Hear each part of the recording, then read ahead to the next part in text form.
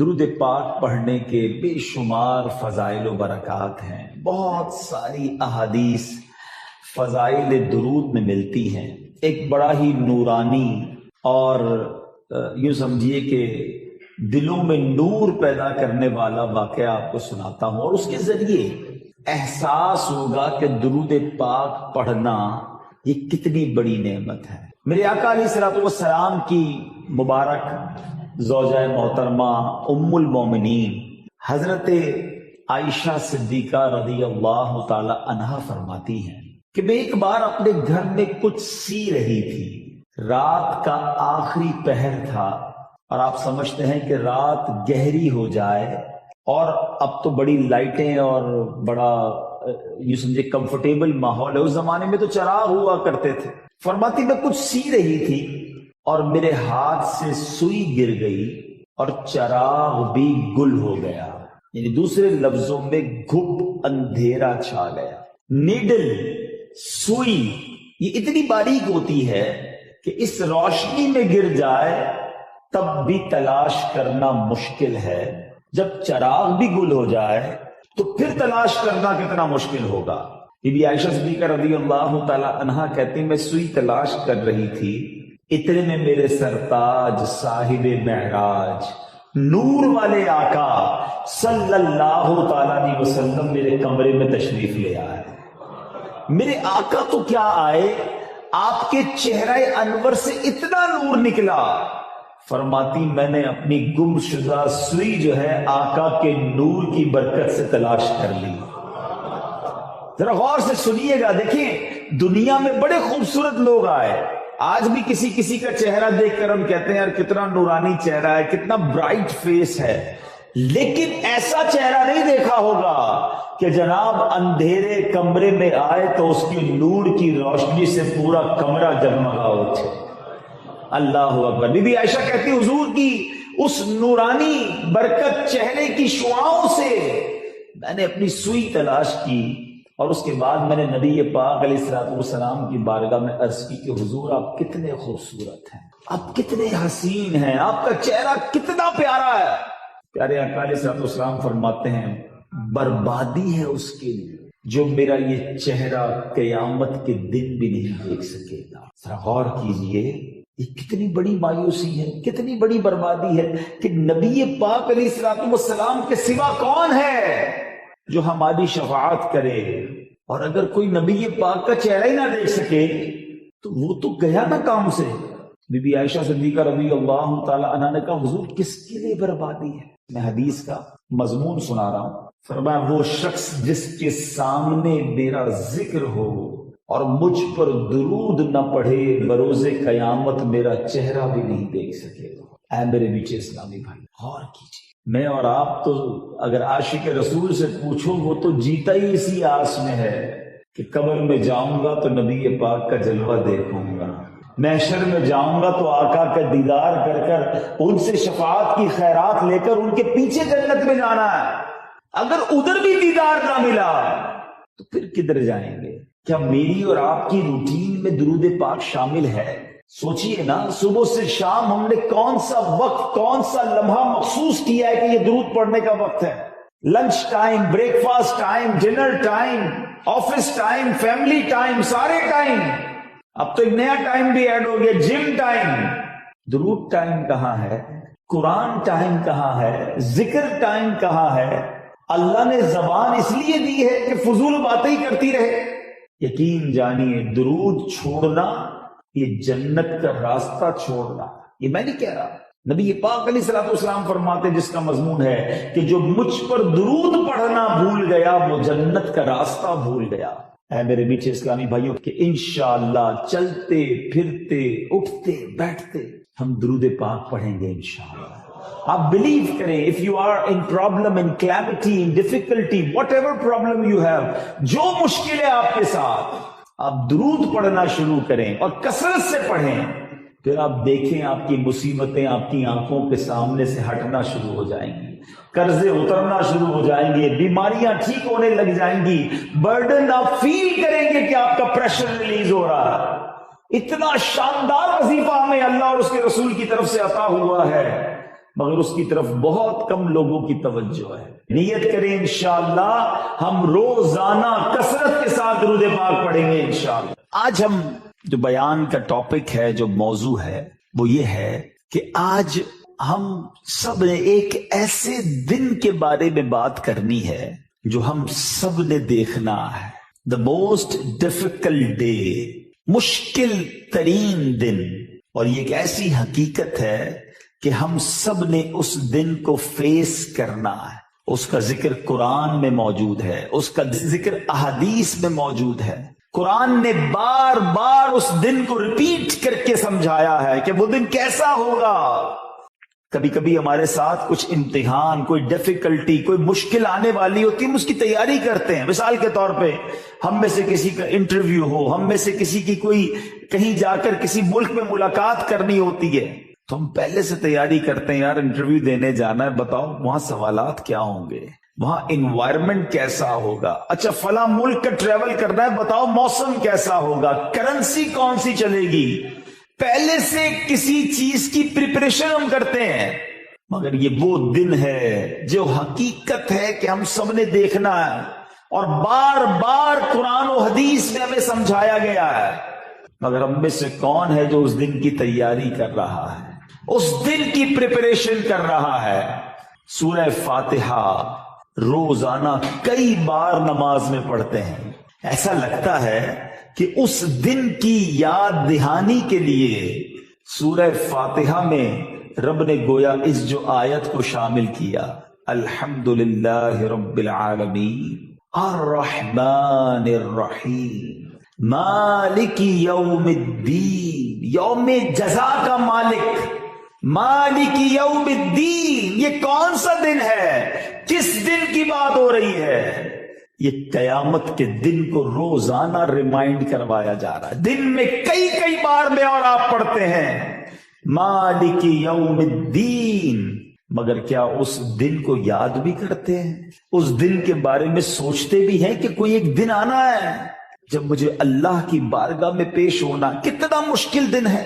سورہ قارعہ 30ویں پارے میں علماء فرماتے ہیں کہ سورہ قارعہ یہ قیامت کے ناموں میں سے ایک نام ہے. قارعہ یہ قیامت کے ناموں میں سے ایک نام ہے. پوری سورت موجود ہے. اس دن کا سینیریو بھی بتایا گیا، اس دن ہوگا کیا یہ بھی سمجھایا گیا. اللہ تعالیٰ قرآن مجید میں فرماتا ہے، توجہ سے سنیے گا، بسم اللہ الرحمن الرحیم، القارعۃ ما القارعۃ وما ادراک ما القارعۃ. ترجمہ ساتھ ساتھ سنتے جاؤ. دل دہلانے والی، القارعہ دل دہلانے والی. یہ قرآن کا بڑا کمال کا اسلوب ہے کہ جب کسی چیز کو ایمفسائز کرنا ہوتا ہے، جب کسی بات کو سمجھانا ہوتا ہے، قرآن خود ہی کوسچن کریٹ کرتا ہے، پھر خود ہی آنسر بھی دیتا ہے. القارعۃ ما القارعۃ، پہلے کہا دل دہلانے والی، پھر کوسچن مارک، کیا ہے وہ دل دہلانے والی؟ پھر خود ہی جواب دیا جا رہا ہے، وَمَا أَدْرَاكَ مَا الْقَارِعَةُ، اور تو نے کیا جانا کیا ہے وہ دل دہلانے والی. یعنی سب کی توجہ کیچ کی جا رہی ہے. توجہ دو، کوئی بات ہے جو بڑی اہمیت والی ہے. آپ نے سورہ قدر میں بھی سنا ہوگا نا، اِنَّا أَنزَلْنَاهُ فِي لَيْلَةِ الْقَدْرِ وَمَا أَدْرَاكَ مَا لَيْلَةُ الْقَدْرِ. تم نے کیا جانا لیلۃ القدر کیا ہے؟ اور پھر قرآن خود بیان کرتا ہے کہ لیلۃ القدر خیر من الف شہر. پہلے توجہ لی گئی، پہلے اٹینشن، اور پھر اس کے بعد اس اہم بات کو بیان کیا گیا. قرآن کا یہ بڑا شاندار اسلوب ہے. بہت امپورٹنٹ بات ہو رہی ہے، بتایا جا رہا ہے کہ کوئی دل دہلانے والی ساعت ہے، کوئی ہلا دے گی ہم سب کو. اب بتایا جا رہا ہے اس دن ہوگا کیا، انوائرمنٹ کیا ہوگا. ہم پوچھتے ہیں نا، بتاؤ موسم کیسا ہوگا، حالات وہاں کیسے ہیں، امن و امان ہے کہ نہیں، اس دن ہوگا کیا. قرآن بیان کرتا ہے، یوم یکون الناس کالفراش المبثوث.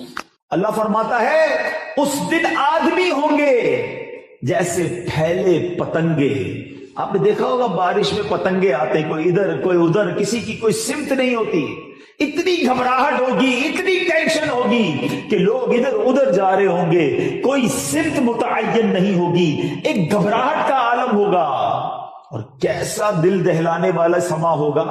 فرمایا وَتَكُونُ الْجِبَالُ كَالْعِهْنِ الْمَنْفُوشِ، یہ بڑے بڑے ماؤنٹینز، بڑے بڑے پہاڑ یہ کس حالت میں ہوں گے؟ فرمایا پہاڑ ایسے ہوں گے جیسے دھکی ہوئی اون۔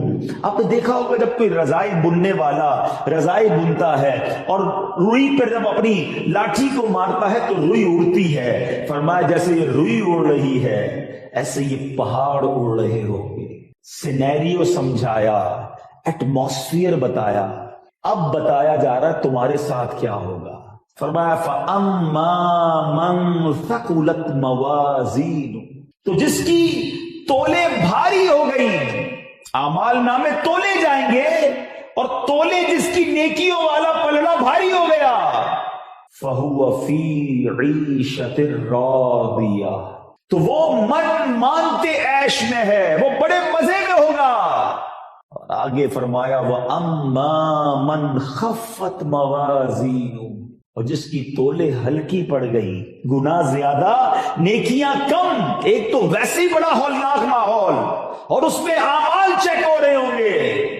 قرآن کہتا ہے فَأُمُّهُ هَاوِيَةٌ، وہ نیچا دکھانے والی گود میں ہے، اگین وہی انداز، وَمَا أَدْرَاكَ مَا هِيَ، تم نے کیا جانا ماہیا، تم نے کیا جانا وہ نیچا دکھا دینے والی کیا ہے؟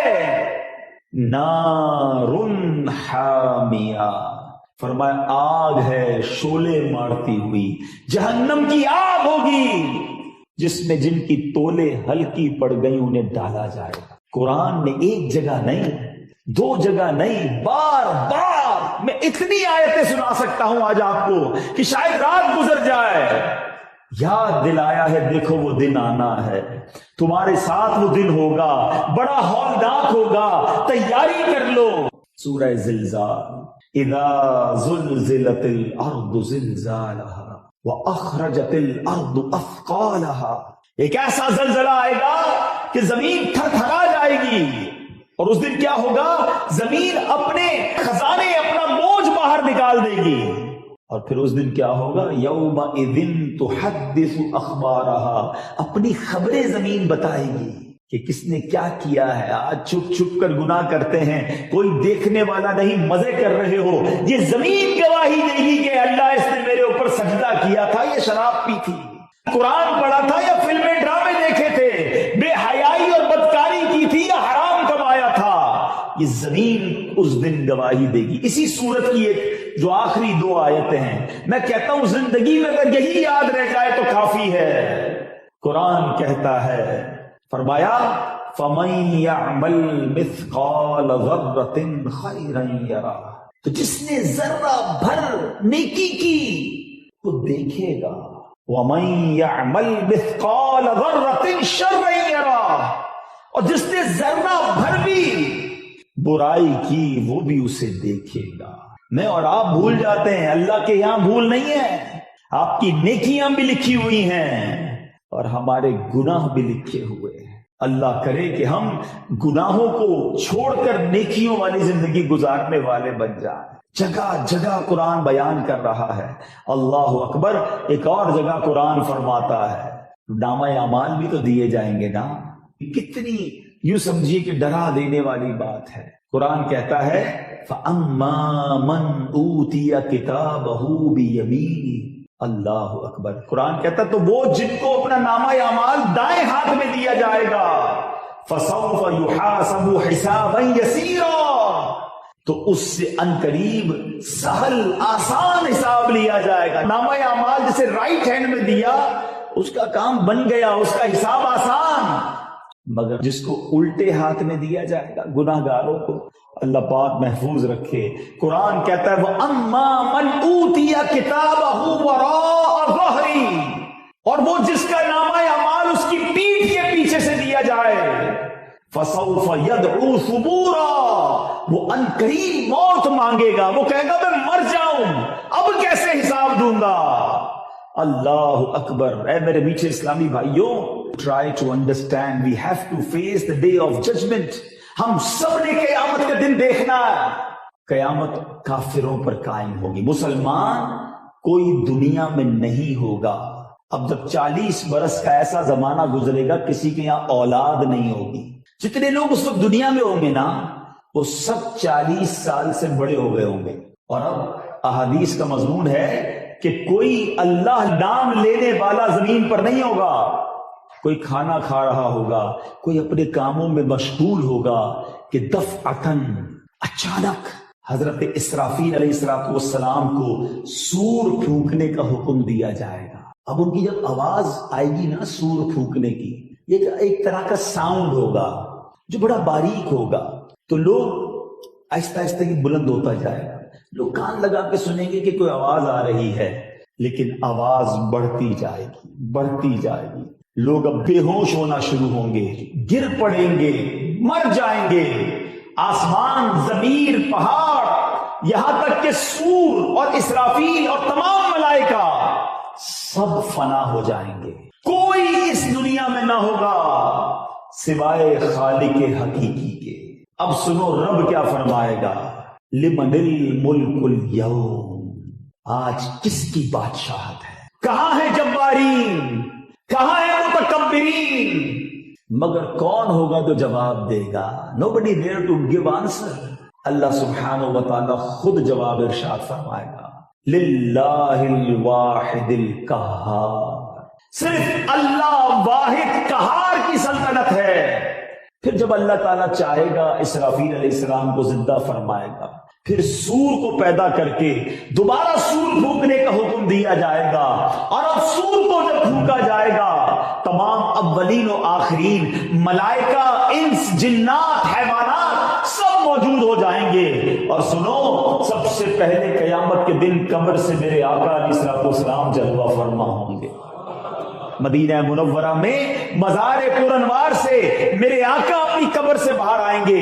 کیا خوبصورت حدیث ہے، صدیق اکبر اور حضرت عمر فاروق کی قسمت پر ہماری جانیں قربان۔ ہم ایسی صحابہ کی نوکری نہیں کرتے، ایسی صحابہ سے پیار نہیں کرتے۔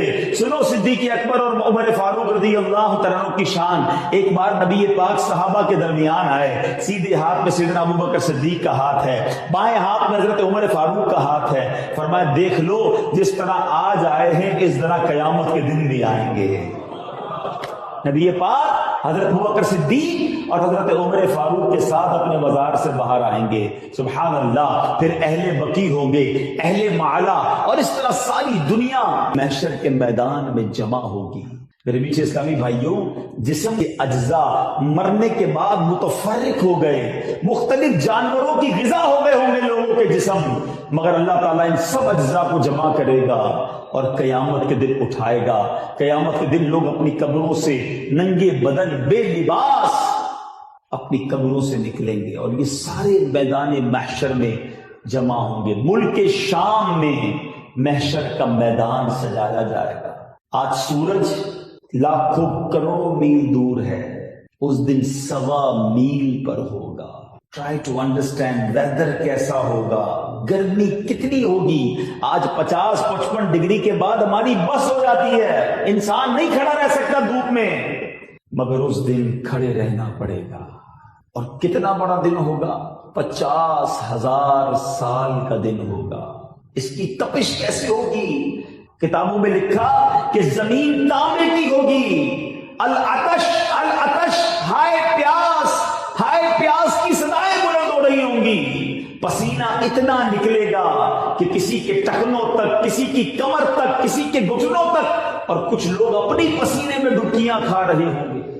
میرے بیچ اسلامی بھائیوں، یہ لوگ کھڑے ہوں گے، انتظار میں ہوں گے۔ دھوپ میں آپ لوگ کوئی اپنے گھر کے باہر کھڑا کر دے، ذرا 10 منٹ بعد آتا ہوں۔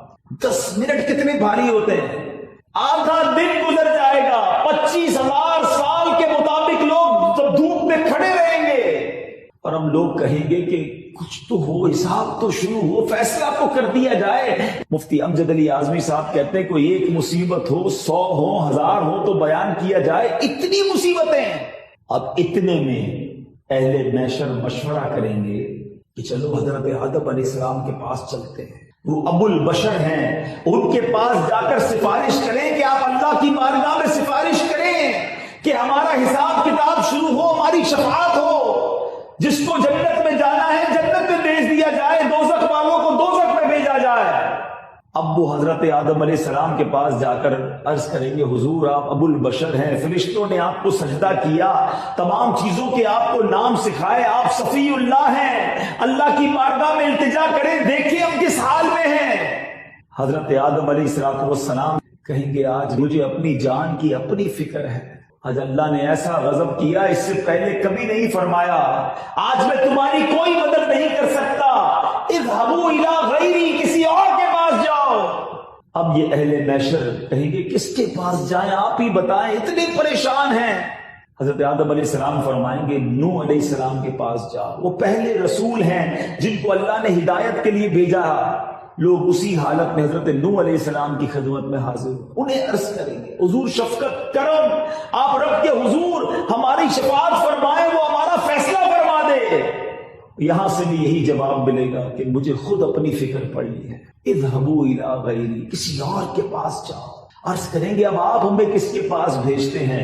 حضرت نوح فرمائیں گے تم ابراہیم خلیل اللہ علی نبینا علیہ الصلوۃ والسلام کے پاس جاؤ، وہ اللہ کے خلیل ہیں، وہ تمہاری مدد کریں گے، وہاں جائیں گے، وہاں فریاد کریں گے، ابراہیم خلیل اللہ ہیں، مگر وہ بھی کہیں گے آج میں تمہاری کوئی مدد نہیں کر سکتا، کسی اور کے پاس جاؤ۔ یہ اہل محشر گھومتے گھومتے ٹھوکریں کھاتے ہوئے جب نبی پاک علیہ الصلوۃ والسلام کی بارگاہ میں آئیں گے، عرض کریں گے اے محمد، اے اللہ کے نبی، حضور کے ہاتھ پر اللہ عز و جل نے فتح باب رکھا ہے، آج حضور مطمئن ہیں، بہت سارے فضائل بیان کریں گے۔ سنو، محشر میں نبی پاک کے سامنے اہل محشر بھی نعت پڑھیں گے، آقا کے فضائل بیان کرنا ہی نعت ہے نا، تو نعت خوانی کا سلسلہ شروع سے جاری ہے، اور محشر کے دن بھی نبی پاک کی نعت بیان کی جائے گی۔ نعتیں پڑھنے والوں، سرکار کی ثنا بیان کرنے والوں مبارک ہو، کیونکہ جس کی عادت ہوگی وہ آقا کو دیکھ کر وہاں بھی مصطفیٰ جان رحمت پہ لاکھوں سلام پڑھے گا۔ اعلیٰ حضرت نے ایسے نہیں لکھا، کیا خوبصورت تمنا کی ہے، مجھ سے خدمت کے قدسی کہیں ہاں رضا، قیامت کا دن ہو اور اے رضا فرشتے مجھ سے کہیں ہاں رضا، اور وہاں بھی میں پڑھوں مصطفیٰ جان رحمت پہ لاکھوں سلام۔ اہل محشر اس بھیانک دن، اس خوفناک دن، اس ڈیفیکلٹ ڈے، نبی پاک سے عرض کریں گے حضور اب آپ ہماری شفاعت فرمائیے۔ اب نبی پاک یہ نہیں کہیں گے کسی اور کے پاس جاؤ، سنو، نبی پاک علیہ الصلوۃ والسلام فرمائیں گے انا صاحبکم انا لہا، اے میرے غلاموں آؤ، میں آج تمہارا مددگار ہوں، آج میں اسی لیے ہوں، سبحان اللہ۔ اور نبی پاک علیہ الصلوۃ والسلام اللہ کی بارگاہ میں سجدہ کریں گے۔ میں ذرا یہاں رکتا ہوں، ایک سوال کریٹ ہوتا ہے کہ جناب یہ حدیث تو آپ نے پہلے بھی سنی ہے، میں نے بھی سنی، سب کو پتا ہے کہ نبی پاک نے شفاعت کرنی ہے، تو پھر ہم کیوں جائیں گے حضرت آدم کے پاس، ہم کیوں جائیں گے حضرت ابراہیم کے پاس، حضرت نوح کے پاس، حضرت موسیٰ کے پاس؟ نہیں جائیں گے، ڈائریکٹ ہی نبی پاک کے پاس چلے جائیں گے۔ جب پتہ چل گیا تو سارے محشر کے لوگ نبی پاک کے پاس ڈائریکٹ چلے جائیں، فرمایا نہیں۔ علماء کہتے ہیں یہ آج تو معلوم ہے کہ ہوگا کیا، مگر اس دن بلا دیا جائے گا، سارا محشر گھومے گا، ایک ایک کے پاس جائیں گے، تو پھر یہ ریزن کیا ہے، کیوں گھمایا جائے گا؟ سبحان اللہ، بریلی کے تاجدار ایک شعر میں معاملہ حل کر دیتے ہیں، کہتے خلیل و نجی مسیح و صفی، سبھی سے کہیں بھی بنی، سب کے پاس گیا ہے نا، خلیل و نجی مسیح و صفی، سبھی سے کہیں بھی بنی، یہ بے خبری کہ خلق پھری کہاں سے کہاں تمہارے لیے، حضور تمہارے لیے ساری خلق کو گھمایا گیا، کیونکہ زمین و زمان تمہارے لیے، مکین و مکان تمہارے لیے، چنین و چنا تمہارے لیے، بنے دو جہاں تمہارے لیے، آقا دہن میں زباں تمہارے لیے، بدن میں ہے جان تمہارے لیے، ہم آئے یہاں تمہارے لیے، اٹھے بھی وہاں تمہارے لیے، یہ ساری بزم کیوں سجائی جا رہی ہے؟ ارے جناب سوال پیدا ہوتا ہے، نہ قبر سے اٹھتے ہاتھ میں رزلٹ پکڑا دیا جاتا تم جنت میں جاؤ تم دوزخ میں جاؤ، نہیں جناب، قیامت کا یہ سارا سینیریو، یہ سارا انتظام کیوں کیا گیا؟ پل صراط بھی بچھایا گیا، اعمال نامے بھی تولے گئے، حوض کوثر بھی لگایا گیا، خلق گھوم بھی رہی ہے۔ اللہ اکبر، یہ ساری بزم سجانے کا مقصد کیا ہے؟ کیا خوبصورت شعر شاعر لکھتے ہیں، فرماتے فقط اتنا سبب ہے انعقاد بزم محشر کا۔ There is only one reason to create that big day of judgment. فقط اتنا سبب ہے انعقاد بزم محشر کا۔ آقا تمہاری شان محبوبی دکھائی جانے والی ہے، دنیا کو بتانا ہوگا کہ کون ہے رب کا حبیب، کس کی سنی جائے گی، کس کی مانی جائے گی۔ صرف مسلمان تو نہیں ہوں گے نا، اربوں خربوں غیر مسلم بھی ہوں گے۔ اچھا مزے کی بات، علماء کہتے ہیں اس دن سب مان جائیں گے، جتنے غیر مسلم ہوں گے نا وہ بھی ایمان لائیں گے، کہیں گے ہم مانتے ہیں اللہ کے نبی ہیں، ہم مانتے ہیں اسلام درست مذہب ہے، کیونکہ انہی کی بات سنی جا رہی ہے، یہی اللہ کی بارگاہ میں شفاعت کر رہے ہیں۔ مگر اس دن کا ماننا قبول نہ کیا جائے گا، اس دن کا ایمان قبول نہ ہوگا۔ سیدی اعلیٰ حضرت لکھتے ہیں نا، ایسی اعلیٰ حضرت سے ہمیں پیار نہیں ہے، کیا خوبصورت بات لکھتے ہیں، کہتے ہیں آج لے ان کی پناہ، آج مدد مانگ ان سے۔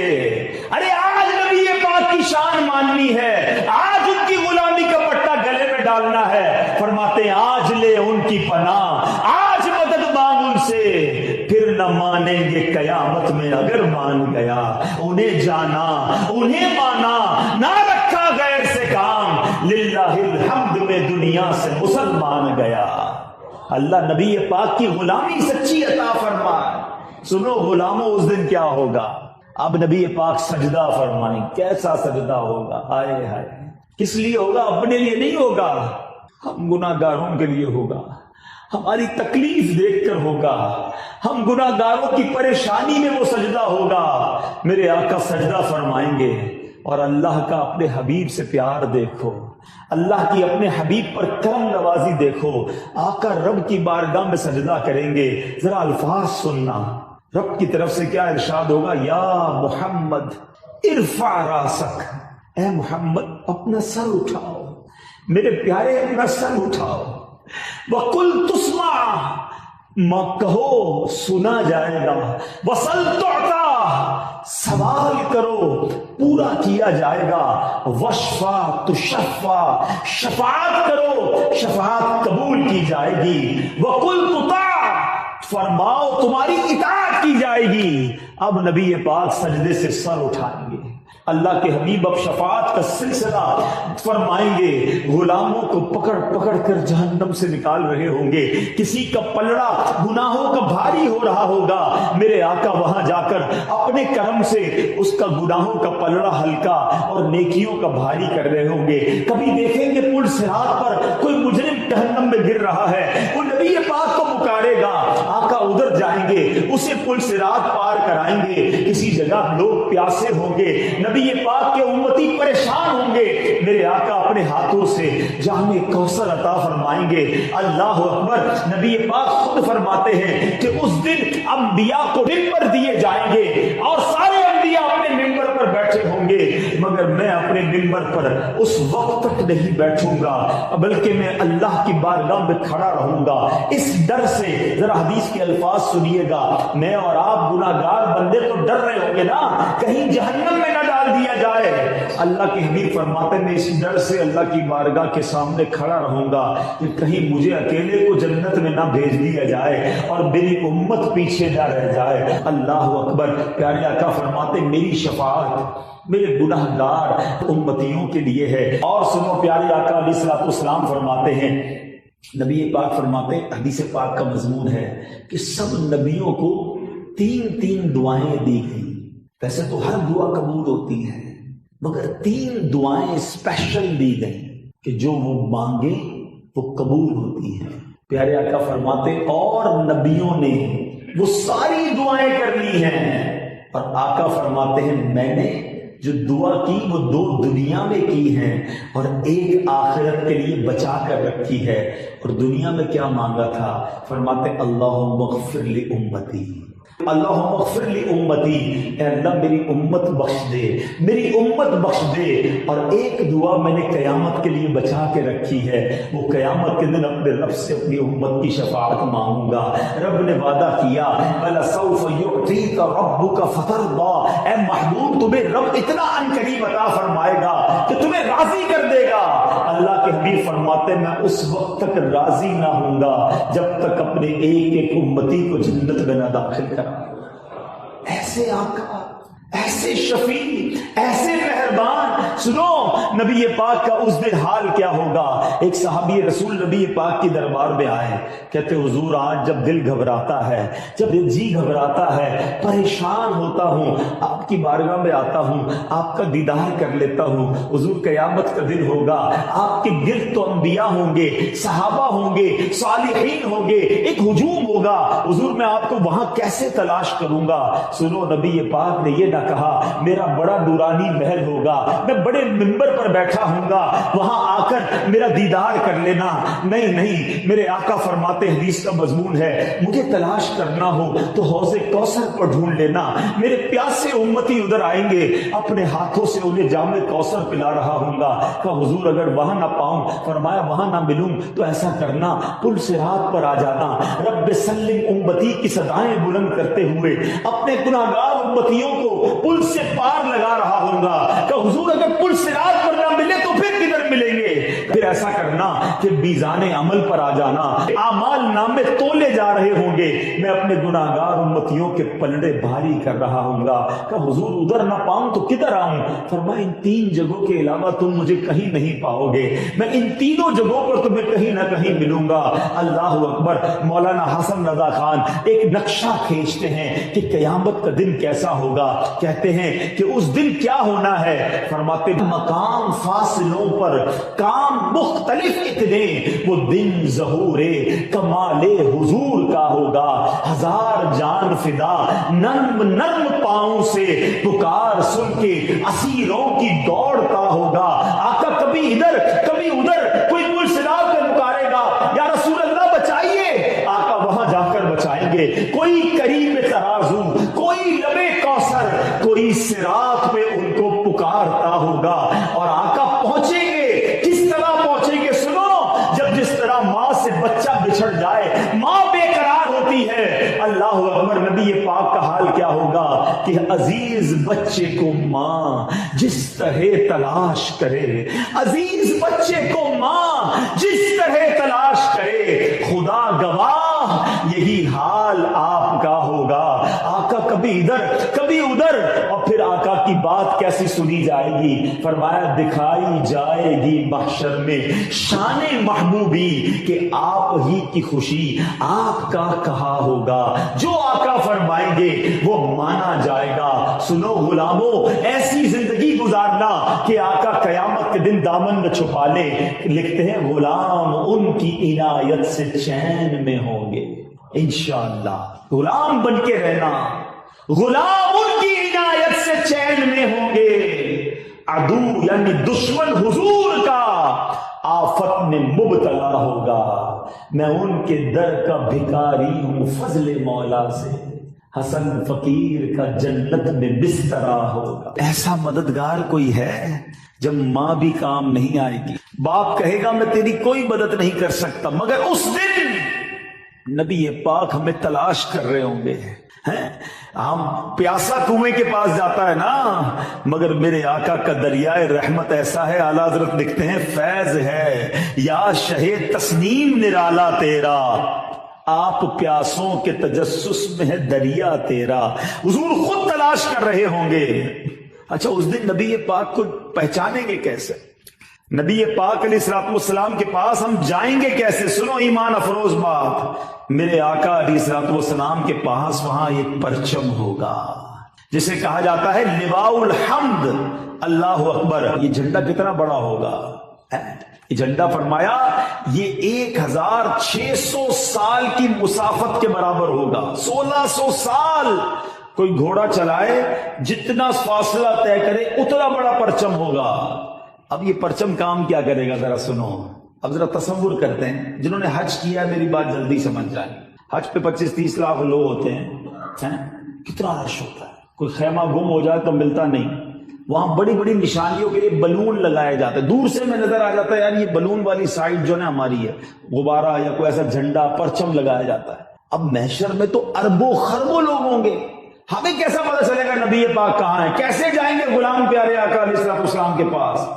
فرمایا لواء الحمد جو ہے نا، وہ پرچم دور سے بتائے گا نبی پاک وہاں ہیں۔ لوائے حمد کا پرچم بتا رہا ہوگا، آقا کا پرچم بتائے گا کہ نبی پاک وہاں ہیں۔ اب جو میں اپنے بیان کو اختتام کی طرف لانا چاہ رہا ہوں، سمجھانا چاہتا ہوں، بتاؤ نبی پاک کیسے کریم، کیسے شفیع، کیسے مہربان، اس مشکل دن بھی انہوں نے ہمارے کام آنا ہے۔ مگر آج ہماری زندگی میں ان کی یاد کہاں ہے؟ ان کی غلامی کہاں ہے؟ ان کے اس احسان کے مقابلے میں ہم کیا کر رہے ہیں؟ سیدی اعلیٰ حضرت کہتے ہیں نا، جو نہ بھولا ہم غریبوں کو رضا۔ وہ نہیں بھولے، یقین کرو، وہ آج بھی نہیں بھولے، کل بھی نہیں بھولے تھے، اب بھی نہیں بھولیں گے۔ لوگ کہتے ہیں میں فلاں کا فالوور ہوں، میں فلاں کا فین ہوں، مجھے فلاں بڑا پسند ہے، عجیب عجیب فین بنائے ہوئے، عجیب عجیب فالوورشپ بنائی ہوئی ہے، میں تو اس کا دیوانہ۔ میں پوچھتا ہوں جس مشہور آدمی کے تم دیوانے بنے پھرتے ہو، کہ تمہیں جانتا ہے؟ تمہارے لیے کبھی اس نے کوئی اچھا کام کیا؟ تمہارا خیال رکھا؟ تو لوگ کہتے ہیں مجھے کیسے جانے گا، اس کو تو کروڑوں چاہنے والے ہیں۔ میں تو اس سے محبت کی بات کر رہا ہوں کہ جب تم دنیا میں نہیں آئے تھے تمہارے لیے سجدے کرتا تھا، تمہارے لیے راتیں جاگتا تھا، آنسو بہاتا تھا۔ میں اور آپ پیدا نہیں ہوئے تھے، اللہ کے حبیب راتیں جاگ جاگ کر اللہ کی بارگاہ میں دعا کرتے، اللہ میری امت کو بخش دے۔ دنیا میں تشریف لائے، رب حبلی امتی کہتے ہوئے پیدا ہوئے، حق نے فرمایا کہ بخشا الصلاۃ والسلام۔ معراج کی شب تشریف لے گئے اللہ کی بارگاہ میں، ہمیں یاد رکھا۔ قبر انور میں جب اتارا جا رہا تھا، آقا علیہ الصلوۃ والسلام کے لبھائے مبارکہ کو جنبش تھی، صحابہ نے کان قریب لے گئے، وہاں بھی امت کو یاد فرما رہے۔ قیامت کے دن بھی ہمیں تلاش کریں گے۔ بتاؤ نا، ایسے آقا ہوں، پھر کسی اور سے محبت کی جائے، پھر کسی اور کی غلامی اختیار کی جائے، کسی اور کے طریقے پر عمل کیا جائے۔ نہ کرو ایسا نہ ہو کہ نبی پاک زندگی کا ایک دستور بنا لو میرے پیچھے اسلامی بھائی، کچھ بھی ہو جائے اللہ اور اس کا رسول ناراض نہیں ہونا چاہیے۔ یہ ناراض ہو گئے نا تو ہم مارے جائیں گے، ہمارا اور ہے کون؟ ہم کس کے پاس جائیں گے قیامت کے دن؟ اتنا مشکل دن جو میں نے بیان کیا، صرف نبی پاک کی ذات ہوگی جو ہماری شفاعت کرے گی، ہمیں انشاءاللہ اپنے ساتھ جنت میں لے کر جائیں گے۔ مگر ایسے کام بھی تو کر لو نا کہ نگاہ رحمت پڑ جائے۔ ساری زندگی ان کی سنتوں کے خلاف گزاری، ساری زندگی نمازیں قضا کر کے گزاری، حرام روزی کماتے رہے، وہ جس چیز کا منع کرتے رہے آپ وہ چیزیں کرو گے تو کیسے نبی پاک کرم فرمائیں گے؟ بتاؤ نا، اپنے بارے میں سوچیں۔ ہم کہتے تو ہیں، زبان سے تو نعرہ لگاتے ہیں کہ غلامی رسول میں موت بھی قبول ہے، مگر یہ غلامی ہے بھی کہ صرف زبانی نعرہ ہے؟ ہمیشہ یاد رکھنا میٹھے اسلامی بھائی، اطاعت کے بغیر محبت نہیں ہوتی ہے۔ عاشق رسول وہی ہے جو مطیع رسول بھی ہے، جو فالوور بھی ہے نبی پاک کا صلی اللہ تعالی علیہ وسلم۔ مثال کے طور پہ دنیا میں آپ کو کسی سے محبت ہو جائے، آپ بڑی رسپیکٹ کرتے ہو اس کی، تو آپ کیا کہتے ہیں؟ یار آپ کے لیے جان حاضر ہے، آپ حکم تو کریں، میں حاضر، بالکل لبیک ہے۔ کیوں؟ پیار کرتے ہو نا، جو وہ کہتا ہے وہ مانتے ہو۔ تو یہ کیسے ممکن ہے کہ آپ نبی پاک سے سب سے زیادہ محبت کا دعویٰ بھی کریں اور وہ جو فرمائے وہ مانتے بھی نہیں ہیں؟ وہ فرمائے سچ بولو تو جھوٹ سارے بول رہے ہیں، وہ فرمائے حلال کماؤ تو حرام روزی، پیسے اچھے لگتے ہیں نا زیادہ آ جائیں۔ نہ کریں ایسا۔ آج تو دنیا میں شاید تھوڑے دن عیش کر لو گے، قیامت کے دن مارے نہ جاؤ۔ زندگی ایسی گزارو، کاروبار کرنے سے پہلے، فیملی فنکشن کرنے سے پہلے، کچھ بھی کرنے سے پہلے یہ سوال کرو اپنے آپ سے کہ یہ کام کروں گا تو میرے آقا راضی ہوں گے یا ناراض ہو جائیں گے؟ اگر جواب یہ آتا ہے نا وہ ناراض ہو جائیں گے، پھر نہ کرنا، پھر رک جانا، مجھے وہ کوئی کام نہیں کرنا جس سے میرے آقا ناراض ہو جائے، کیونکہ اگر وہ ناراض ہو گئے تو میرا تو ان کے سوا کوئی آسرا نہیں ہے، میں تو بڑا گناہگار ہوں، بڑا بدکار ہوں، اگر وہی ناراض ہو گئے تو پھر کس کے صدقے جنت میں جاؤں گا؟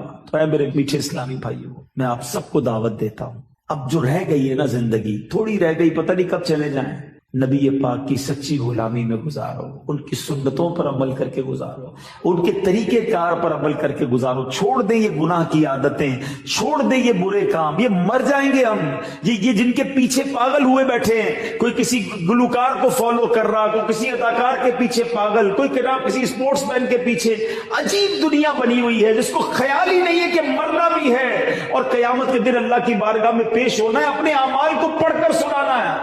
آج سچی بتاؤ، میرے اور آپ کے اعمال ہمارے گھر میں سے کسی کو پتہ چل جائیں، ہمارے دوستوں کو پتہ چل جائیں کہ ہم چھپ چھپ کر کون کون سے گناہ کر چکے ہیں، تو کتنی شرم آئے گی۔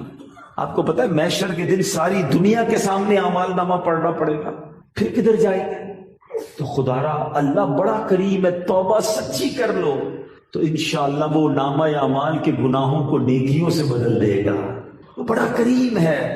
تو آج پکی سچی نیت کر لیں کہ آج کے بعد ہماری کوئی نماز قضا نہیں ہوگی، اب زندگی نبی پاک کی سنتوں پر عمل کر کے گزرے گی، اب جھوٹ نہیں بولیں گے، حرام روزی کے قریب بھی نہیں جائیں گے، سود کا کام نہیں کریں گے، رشوت کا کام نہیں کریں گے۔ آپ سچی نیت کرو، اللہ آپ کی روزی میں برکت ڈال دے گا، آپ کے لیے راہیں کھول دے گا۔ دنیا کو راضی کرنے کے لیے یہ غلطی مت کرنا کہ اللہ اور اس کے رسول کو ناراض کر بیٹھو، ورنہ آخرت میں کہیں بربادی مقدر نہ ہو جائے۔